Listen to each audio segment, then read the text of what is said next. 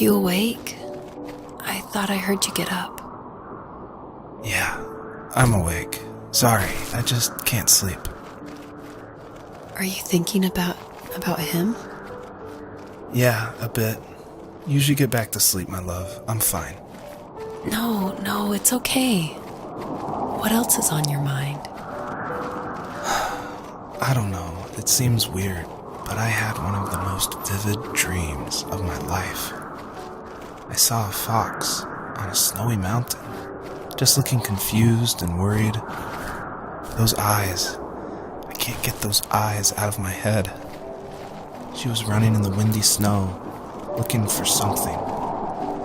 Do you think it has to do with you and what's been going on?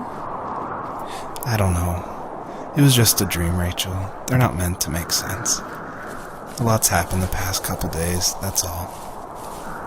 Well, if you're not going to sleep anyway, you should tell me. I want to hear. All right.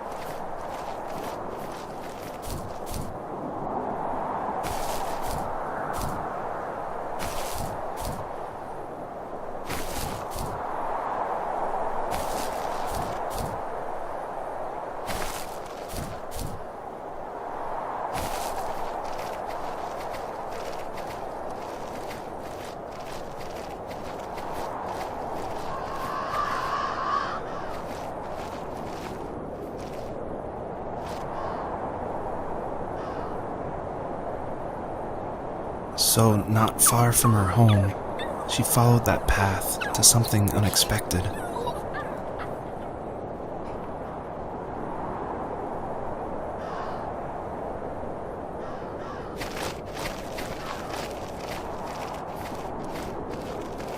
She couldn't stay, though. She had to find her other 2 children. So she took that path. She followed it towards something ancient. Something with answers.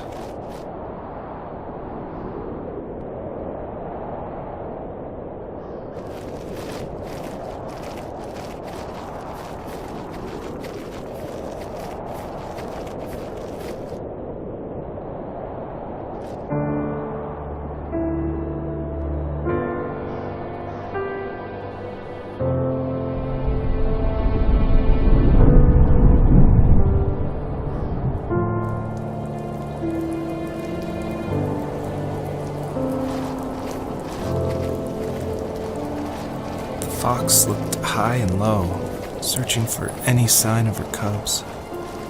Points of light showed the way to this ancient tree. It was as if each one had a story to tell, all their own. The land was trying to tell my story, too. I felt like I was right behind her the whole time.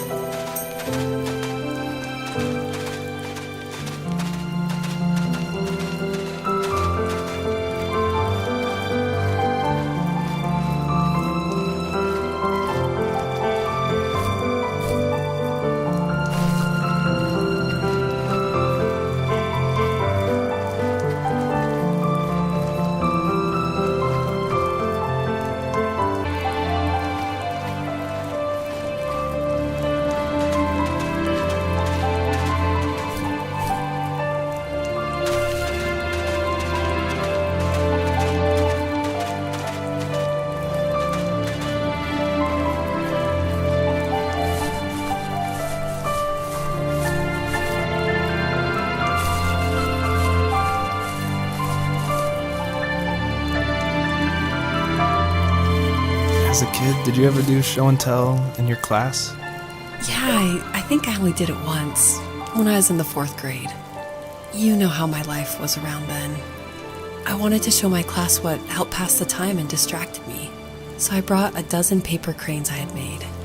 I think I told everyone how badly I wanted to be a bird and fly, embarrassingly enough. Don't be embarrassed. Every kid wants to fly. For me, it was another toy from my dad, a wooden boat. I remember guarding it so carefully in my hands as I walked into class. When I sat down, a group of boys immediately made fun of it. They asked which trash can I found it in, or why an ugly log was my favorite toy. When I got up, I didn't even want to tell them my dad had carved it. I said it was a joke gift my friends had given me. Kids can be so cruel. Some of them are. I shouldn't have let them get to me, but it did. It's amazing we bounced back at all.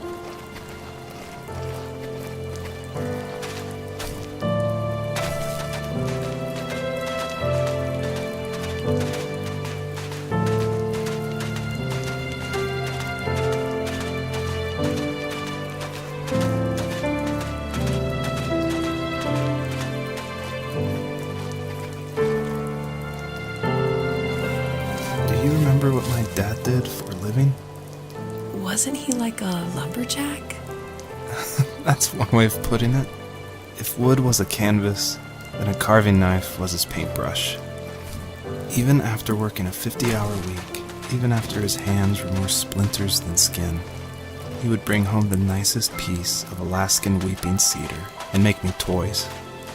That wooden train was the first toy I can remember, and I loved it.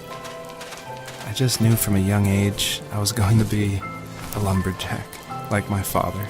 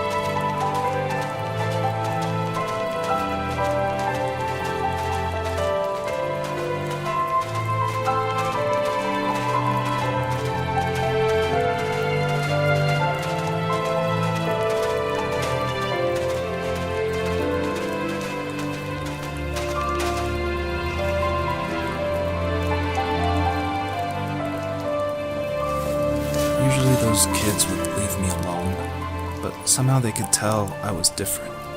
They made fun of how far away I lived and called my dad a sourdough. I was a blabbermouth as a kid, telling my dad stories I made up for hours. But after that show and tell, I didn't tell him much anymore. He didn't know exactly what was wrong, but his best guess was that the toys he carved weren't cool enough. He carved me a tank. He tried to tell me what it was like to be in a real tank as a serviceman. I didn't know your dad was in the military. Yeah, in the army. The sad thing is that I'd pretty much forgotten until just now. There's so much I still don't know about him. I'm sorry. He knows how much you love him. You're going to see him again soon and have some closure, I'm sure.